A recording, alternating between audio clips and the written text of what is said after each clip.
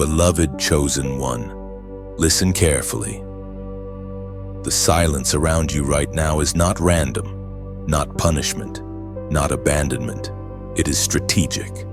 Heaven has pressed pause on the noise so you can finally hear what cannot be spoken in crowds.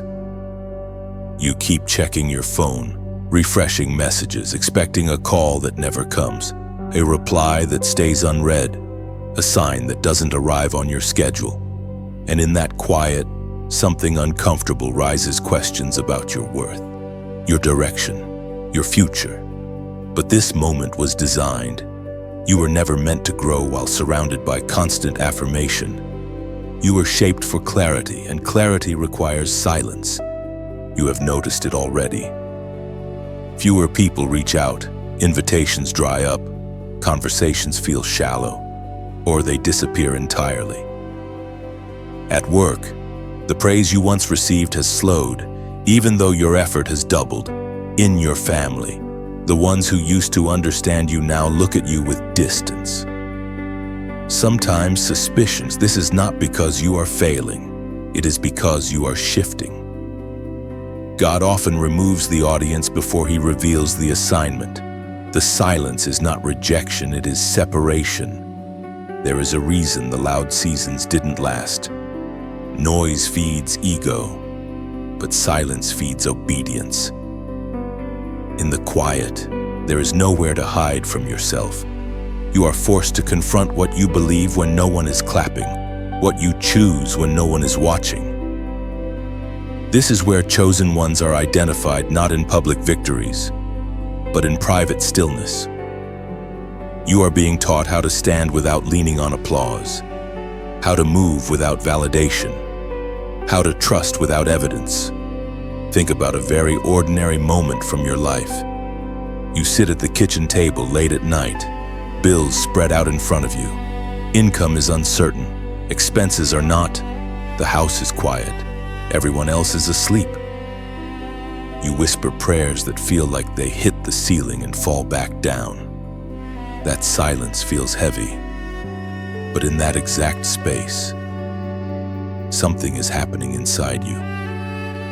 You are learning to choose faith without emotional reward. You are learning to breathe without panic. You are learning that provision does not come from noise, but from alignment. The world trains people to fear silence.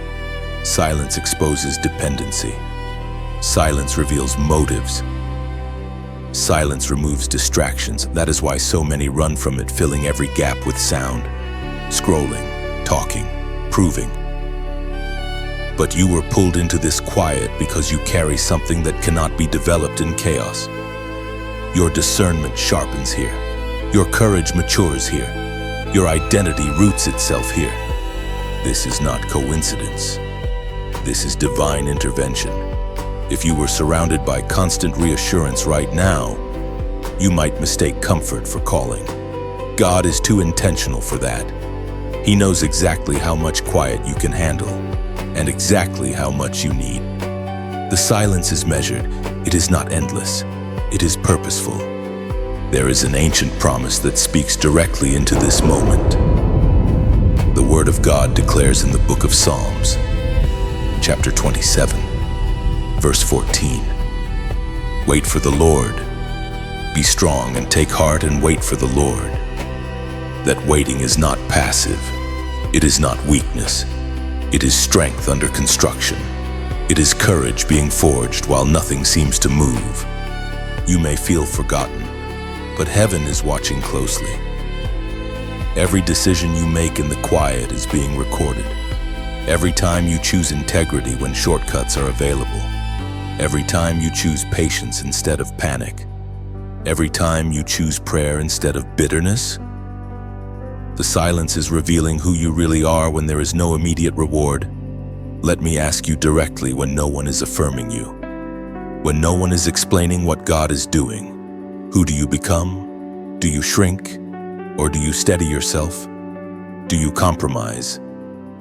Or do you stand? Here is the hope you need to see. Clearly, silence is not the end of your story. It is the corridor. On the other side of this quiet is clarity. On the other side is direction that doesn't require approval. On the other side is a confidence that cannot be shaken because it was not built on opinions. You will not always feel invisible. You will not always feel unheard. But when the sound returns, you will be different. You will speak less, but with more authority. You will move slower, but with precision. Right now, God is teaching you how to trust His voice above all others. That is a gift. Many never receive it. They stay addicted to noise their entire lives. You are being freed from that addiction. This season is making you dangerous in the best way, and dangerous to fear, dangerous to manipulation, dangerous to distraction.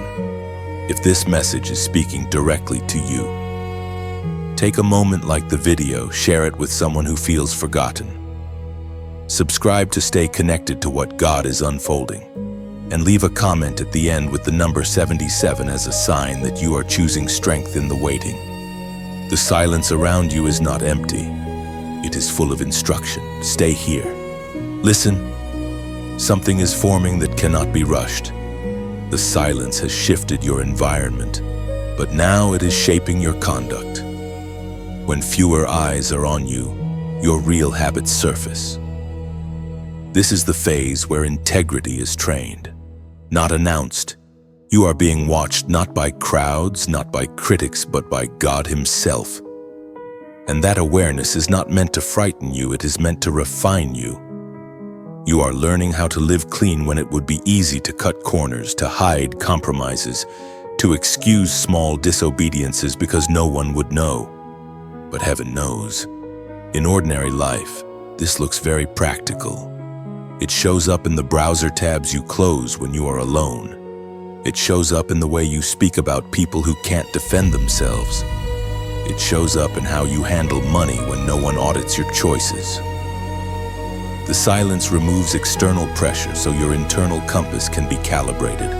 This is not about perfection. This is about direction. Clean living is not a performance, it is alignment. You are being prepared for visibility you cannot yet see. That is why your private decisions matter more than your public words. If your future assignment requires authority, then your present life must be ordered. God does not elevate people who need hiding places. He trains people who can live transparently, even when no one is asking questions. Here is a concrete way this plays out in daily life.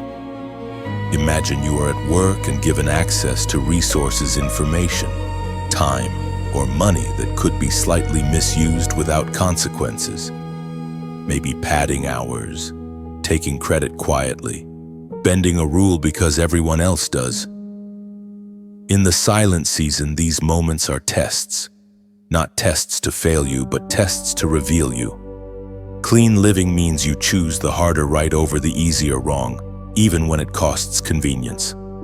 The wisdom for this season has already been spoken, according to what is revealed in the book of Proverbs, chapter 15, verse 3. The eyes of the Lord are everywhere, keeping watch on the wicked and the good. That truth levels the ground. You are not alone in the quiet. You are accompanied, observed, and guided. Practical instruction begins with your inputs. What you consume will eventually speak through you. Guard what you watch, what you listen to, what you repeatedly rehearse in your mind. If something feeds lust, resentment, or pride, it will cloud your discernment. Clean living is not about fear, it is about clarity. You cannot hear God clearly while entertaining noise that contradicts Him. Next, order your speech. Silence is teaching you restraint. You do not need to explain yourself to everyone. You do not need to vent every frustration. There is power in measured words. When you speak less, your words carry more weight. In family settings, this might mean choosing peace over winning arguments. In friendships, it might mean refusing to gossip, even when gossip is the currency of connection. These choices feel small, but they build a reputation in the unseen realm. Another instruction is financial integrity. This is very ordinary and very spiritual. Pay what you owe. Return what is not yours. Plan instead of panic spend. Give quietly when prompted. Clean finances create peace in the mind. Disorder in money creates noise in prayer. You are learning stewardship now so that provision later does not corrupt you. Consider your emotional life. The silence exposes unresolved wounds. Instead of numbing them, you are invited to heal them. This might look like setting boundaries with people who drain you. It might look like forgiving someone who will never apologize. Clean living includes emotional hygiene, refusing to rehearse offenses, refusing to feed bitterness, choosing truth over victimhood. Let me ask you plainly, who are you when no one is checking? When temptation is quiet and opportunity is loud, which voice do you follow? Here is the hope woven into this discipline. Clean living produces confidence, not arrogance, but calm assurance. You walk lighter when you have nothing to hide. You sleep deeper when your conscience is clear. You move forward without fear of exposure because there is nothing to expose. This is the kind of peace that cannot be faked. There will come a time when your influence expands at work, in leadership, in relationships. When that moment arrives, the habits you form now will hold you steady. You are not being restricted. You are being protected. God is not withholding freedom. He is teaching you how to handle it. The silence is a classroom. Integrity is the curriculum. You are passing lessons you don't even realize are being graded. Stay clean. Stay aligned. The watching eyes are not looking to condemn you. They are preparing to entrust you. The silence has already stripped away the noise. And now it begins to expose something deeper, what you lean on when support disappears.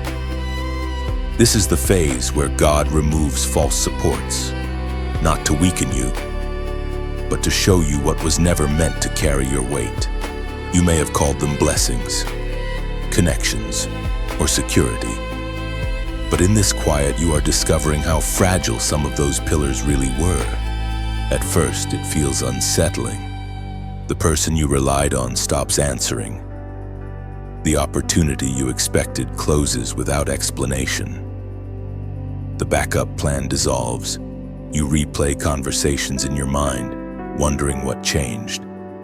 But nothing went wrong. What changed is that God is recalibrating your dependence. He is teaching you the difference between assistance and attachment. Assistance helps you move forward. Attachment replaces trust in Him. In everyday life, this shows up clearly in work. Maybe you were depending on a manager's favor instead of your own obedience. Maybe you built confidence on job titles rather than character. When that support weakens, anxiety rushes in. But this is where growth begins. You learn to work with excellence even when recognition fades. You learn to stand firm even when promotion delays. Your value is no longer negotiated by outcomes, it is anchored in calling. This also surfaces in relationships. There are people you leaned on emotionally so heavily that their absence now feels like collapse. The silence reveals how much of your peace was outsourced. God is not punishing you for caring deeply. He is teaching you how to love without losing yourself. You are learning to draw strength from within instead of constantly needing reassurance from others. There is an ancient truth that speaks directly to this moment. We are reminded through the writings of David in the Psalms, chapter 20, verse 7. Some trust in chariots and some in horses, but we trust in the name of the Lord our God. Chariots and horses were symbols of power and security. Today, they look like salaries, connections, followers, relationships, plans. None of them are evil, but none of them are ultimate. The silence removes substitutes. It forces you to ask honest questions. What happens if this doesn't work out? Who am I if this role disappears? What do I believe when comfort is gone? these questions feel threatening at first, but they are invitations. When false supports fall, true strength rises. Consider a simple, ordinary situation. You check your bank account and realize you can't rely on excess anymore. You must budget carefully. You must pray intentionally. You must make wiser decisions. That pressure sharpens you. It teaches discipline. It builds faith muscles that abundance never trained. Later, when provision increases again, it will not control you because you learned how to live without leaning on it. This section is not about loss. It is about transfer. God is transferring your trust from unstable ground to unshakable foundation. What you are losing was temporary. What you are gaining is permanent. Independence from false supports creates intimacy with God, and intimacy creates authority. Let me ask you directly, if everything familiar was removed, would your faith still stand? Here is the hope you need to hold on to when supports fall away. You discover balance you never knew you had. You stop panicking when plans change. You stop collapsing when people leave. You begin to move with quiet confidence because your center is no longer external. This is maturity. This is strength. Now, there is a response required not as a ritual, but as a declaration.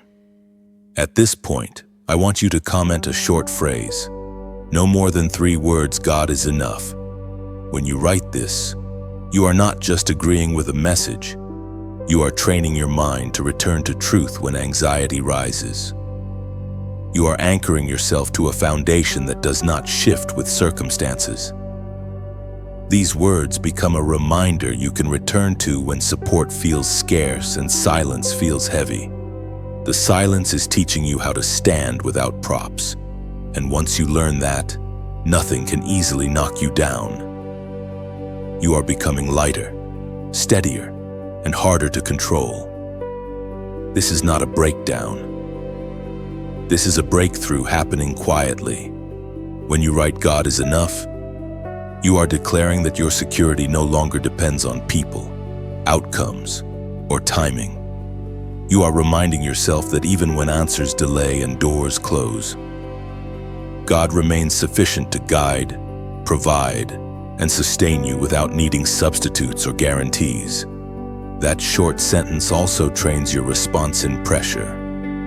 Instead of panic, comparison, or self-blame, you return to trust. God is enough becomes a mental reset, pulling you back into alignment, calming your emotions, and anchoring your decisions when silence tries to convince you that you lack something essential. The silence deepens here.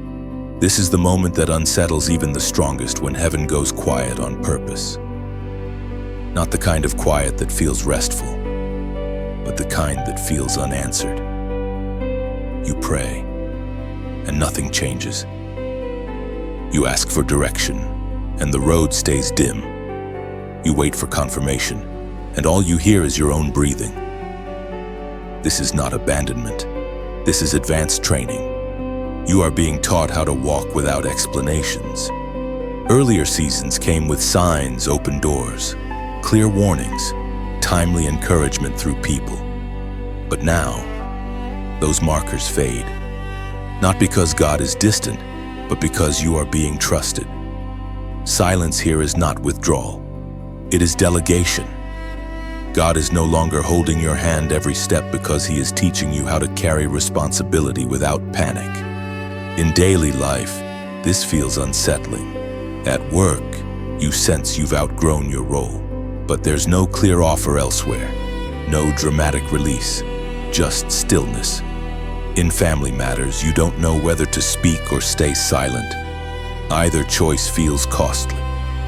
In your inner world, a dangerous question whispers, did I mishear God before? This is the exact crossroad where many turn back, not because they were weak, but because silence exposes impatience. Human nature demands clarity, but clarity too early creates dependence. When everything is explained, obedience becomes conditional. God is forming something sturdier in you. Faith that does not collapse when feelings fluctuate. Trust that does not require constant reassurance. You are learning how to obey without emotional confirmation. There is an ancient line that speaks precisely to this terrain.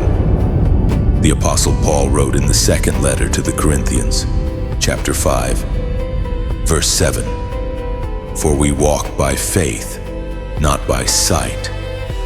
This does not mean recklessness. It means movement with limited visibility. It means continuing forward when the entire map is hidden. But the next step is clear enough. Think of an ordinary scene, driving at night through fog. You cannot see the destination. You can barely see the road, but you don't stop. You trust the ground beneath your wheels. No, you focus on what the headlights reveal. This is how God is teaching you to live enough light for now, not enough to control tomorrow. This silence also exposes motives. If God does not explain himself, will you still trust him? If obedience no longer feels rewarding, will you still choose it? Many follow God only when the journey feels affirming. You are being trained to follow him when the journey feels neutral, quiet, even lonely. That kind of faith is rare, and rare faith carries weight. Here is a very real situation. You open your calendar and realize no one is calling, no one is scheduling, no one is pulling you into the spotlight. Once, that would have terrified you. Now something steadier is forming. You start making decisions based on conviction, not validation. You stop rushing timelines. You stop explaining yourself. Silence is teaching you composure. Let me ask you directly, if God stays silent for a while longer, will you stay faithful? Here is the hope that many miss. Silence is where discernment matures. When voices fade, you learn to recognize truth without noise. You stop reacting. You start responding. You become less impulsive, more intentional. This is how leaders are formed, not in crowds, but in quiet rooms where no one is watching. The silence will not last forever, but when it breaks, it won't arrive as chaos. It will arrive as clarity. One day you will look back and realize the quiet forced you to listen more deeply, choose more wisely, and trust more fully. God was not withholding direction, he was forming judgment. And gently, without pressure, there is an invitation woven into this moment. If these words feel like a lighthouse cutting through your fog, you don't have to rush past it. To press like is to leave a small marker on the shore, proof that light existed here. To share it is to turn the beam outward, helping another traveler avoid hidden rocks. And to subscribe is simply choosing to remember this harbor. So when the night stretches long again, you know where steady light waits. No obligation, just a quiet decision to stay near what helps you see. You are no longer waiting for God to speak before you move. You are moving because you trust he is with you even when he is silent. You are not behind. The quiet has slowed you so your footing can become sure. What feels like delay is actually precision, aligning your steps so when movement resumes, nothing is wasted and nothing collapses under pressure. Soon, action will return, but you will carry it differently. You will move without urgency, speak without fear, and decide without confusion. Because the silence has trained your spirit to recognize truth even before words appear. There was a man named Job, a man who did everything right and still lost everything. His story does not begin with rebellion, but with obedience, not with chaos, but with order. Job was faithful when life made sense, and then heaven went completely silent. No warning, no explanation, no timeline. One loss followed another until silence was all that remained. His friends spoke, but God did not. And that is what makes Job's story dangerous in the best way, because it reveals what faith looks like when heaven does not respond. Job's silence was total. Children gone, finances destroyed, health failing, reputation questioned, and yet no divine commentary, no immediate comfort, just quiet. This was not punishment. This was exposure. Job's faith was being tested, not for God to learn something, but for Job to discover what he truly believed when everything familiar was stripped away. This is where your life quietly intersects with his. You may not have lost everything at once, but you have lost certainty. The job feels unstable. The relationship feels fragile. Your prayers feel unanswered. You are doing your best to remain upright, but nothing is being clarified. Like Job, you are learning what it means to be faithful without feedback. There is a moment in Job's story that still echoes today, as was spoken in the sacred texts of old, in the book of Job, chapter 13. Verse 15, "Though he slay me, yet will I trust in him." This is not dramatic language, it is surrendered strength. Job was not declaring comfort, he was declaring loyalty. In everyday life, this looks very ordinary. You continue working with integrity even when promotion seems unlikely. You remain honest in finances even when cutting corners would relieve pressure. You stay committed in family relationships even when appreciation is absent. Faithfulness here is quiet, invisible, uncelebrated, and powerful. Job's friends tried to fill the silence with explanations. They assumed suffering meant failure. But silence does not always mean correction. Sometimes it means confidence. God trusted Job enough to let the quiet speak. That kind of trust is rare. Consider a simple situation. You are the only one in your workplace refusing to compromise. Others advance faster. You stay behind. Silence tempts you to conclude you are wrong, but heaven is watching. Faithfulness is not measured by speed, it is measured by alignment. Job did not advance during the silence, but he was being positioned for restoration beyond logic. Let me ask you directly, if nothing changes soon, will you still remain faithful? Here is the hope many overlook. Job's silence was not permanent, it was preparatory. What returned to him was not merely restored, it was multiplied. But the multiplication did not come from striving, it came from endurance. Faithfulness in silence created capacity for abundance in sound. You are not wasting this season. You are proving something to yourself. You are learning that obedience is not a transaction, it is a posture. When you stop obeying only for outcomes, your faith matures. You become stable. You stop bargaining with God. You start trusting Him. Job's life teaches us that heaven does not always explain itself, but it always keeps record. Every moment you choose integrity over relief. Every moment you choose patience over bitterness. Every moment you choose trust over accusation. These moments are seeds.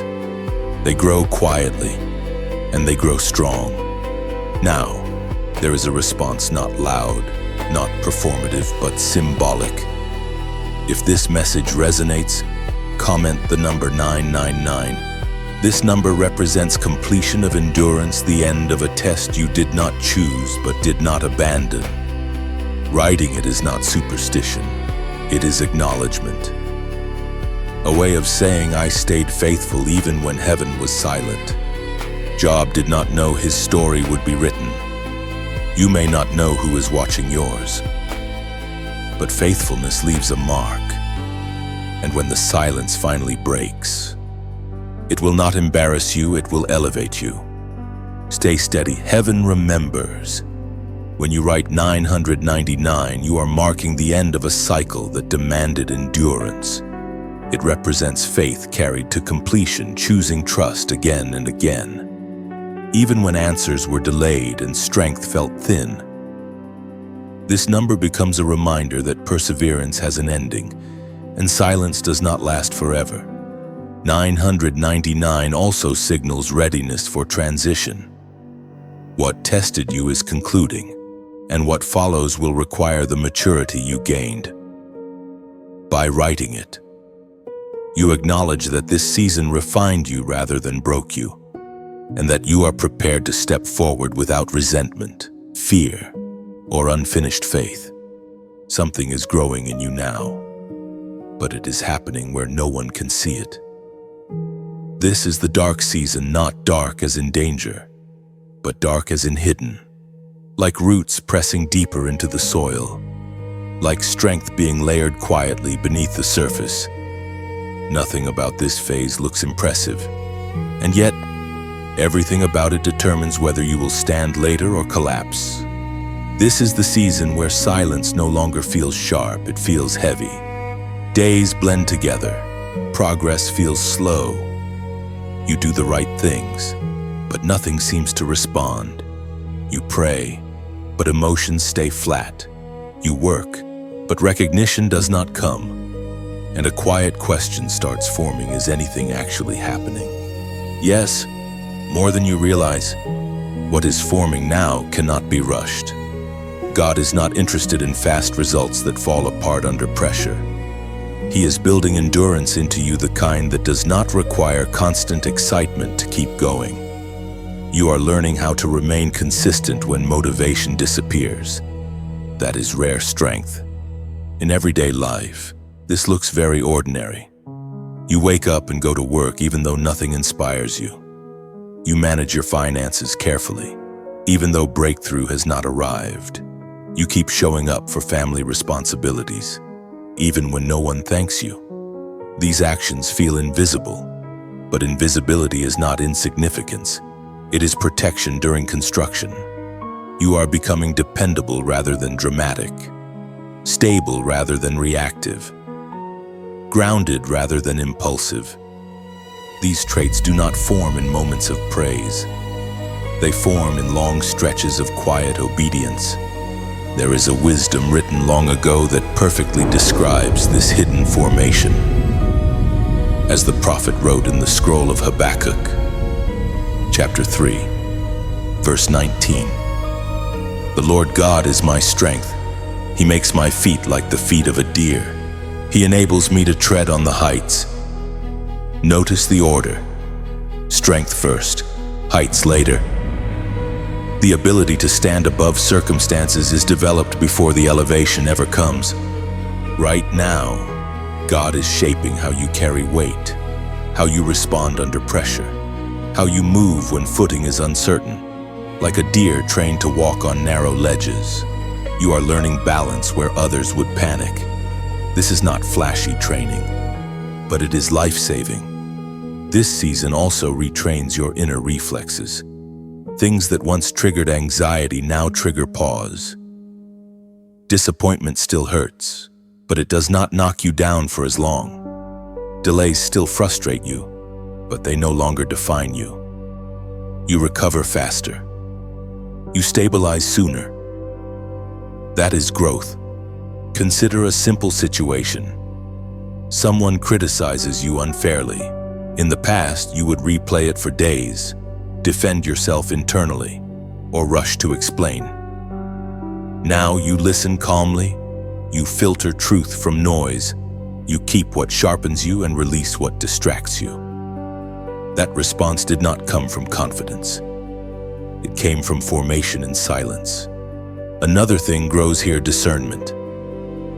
You become selective with your time, your words, your energy. Not because you are cold, but because you are aware. You stop over-explaining. You stop chasing every opportunity. You start choosing what aligns instead of what impresses. This protects you from burnout later. The dark season also exposes temptation in quieter forms. Not dramatic failure, but subtle drifting. Complacency. Numbing routines. The urge to stop pressing inward because nothing is happening outward. This is where many quietly stall. Not because they rebel, but because they get tired of waiting. Let me ask you honestly, can you remain faithful when growth is invisible? Here is the hope you need to anchor into. Everything forming now will support what comes later. When responsibility increases, you will not crumble. When influence expands, you will not be intoxicated by it. When pressure rises, you will not break, you will bear it.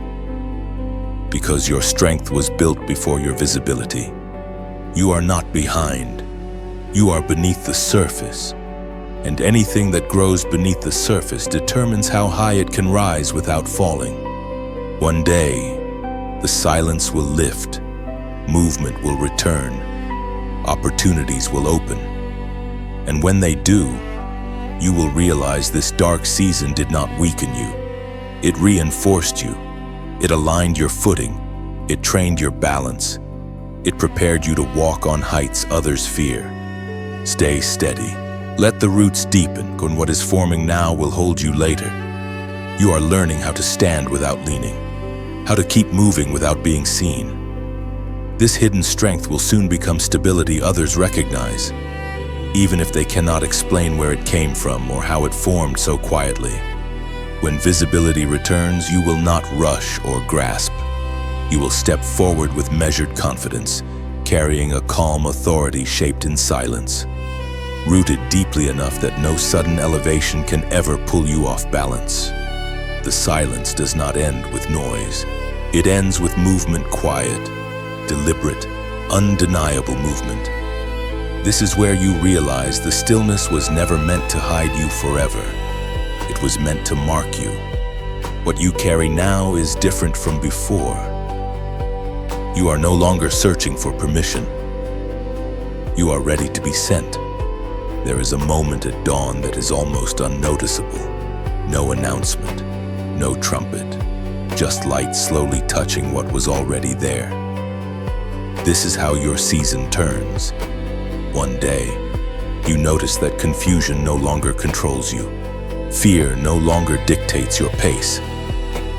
You speak less, but when you do, your words carry weight. You move slower, but nothing pulls you off course. The silence has completed its work. You were not isolated to be weakened. You were isolated to be clarified. In everyday life, this shows itself gently. At work, people begin to trust you without knowing why. They ask your opinion, not because you are the loudest, but because you are steady. In family spaces, you become the calm center when emotions rise. You don't absorb chaos, you ground it, even financially. Your decisions feel different now. Less reaction, less urgency, more intention. You are no longer chasing relief. You are building continuity. This is commissioning without ceremony. There is a truth spoken by Christ that explains what is happening to you now. As Jesus himself declared in the Gospel of Matthew, chapter 5, verse 14, "You are the light of the world. A town built on a hill cannot be hidden. Light does not strive to be noticed. It simply exists, and darkness adjusts around it. You are not stepping into visibility to prove anything. You are stepping into it because concealment is no longer required. What was once fragile has been reinforced.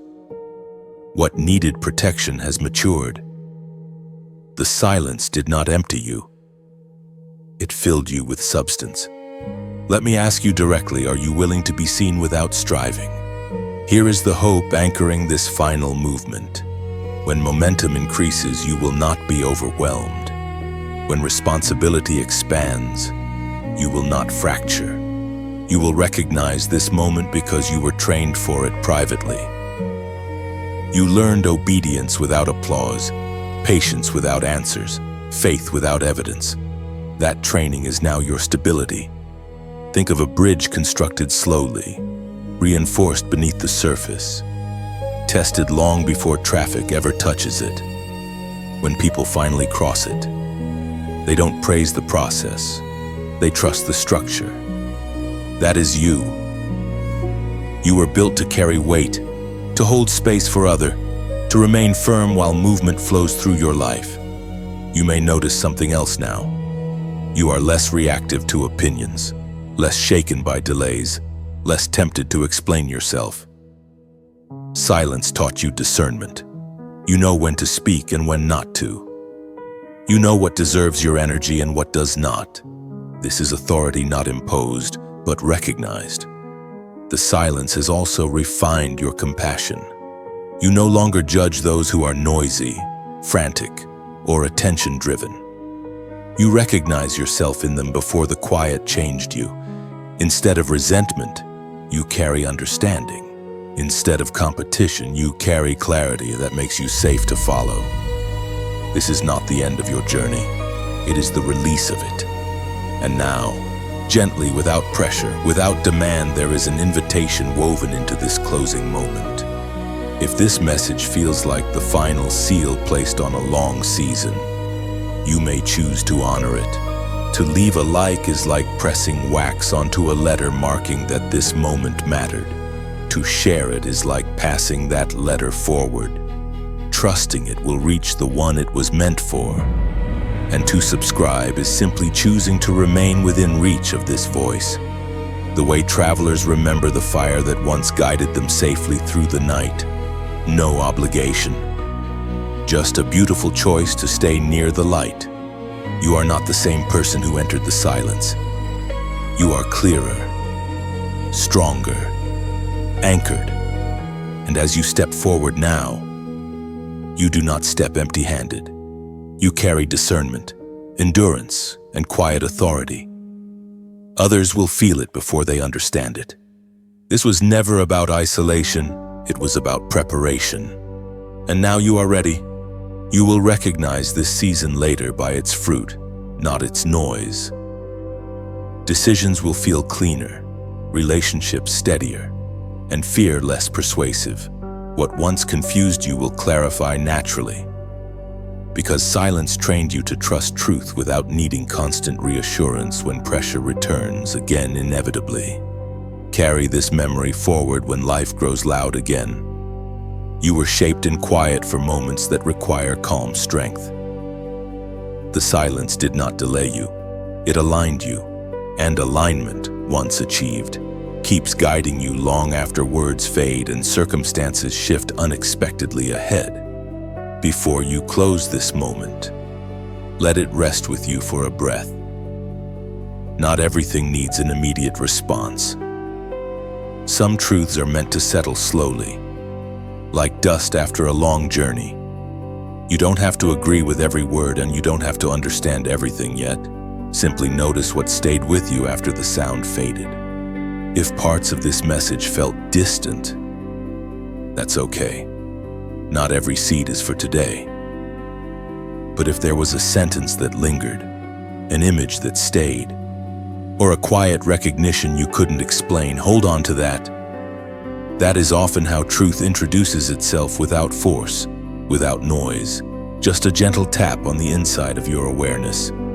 You are not required to prove anything because of what you heard. Growth does not demand performance. Sometimes the most honest response is reflection. Sometimes it is silence. Sometimes it is choosing to walk a little differently tomorrow than you did yesterday. If this message was useful, if it gave language to something you've been carrying, or steadied you in a season that feels unclear, you are free to pass it on. Sharing is not an obligation. It is simply an act of recognition, like saying, "This might help you the way it helped me." And if it didn't resonate in that way, you are equally free to keep only what touched you and leave the rest behind. Nothing here needs to be defended or debated. What matters is what integrates into your life quietly, how you speak, how you wait, how you choose when no one is watching. That is where real change takes root. This ending is not a conclusion. It's a pause, a space left open on purpose.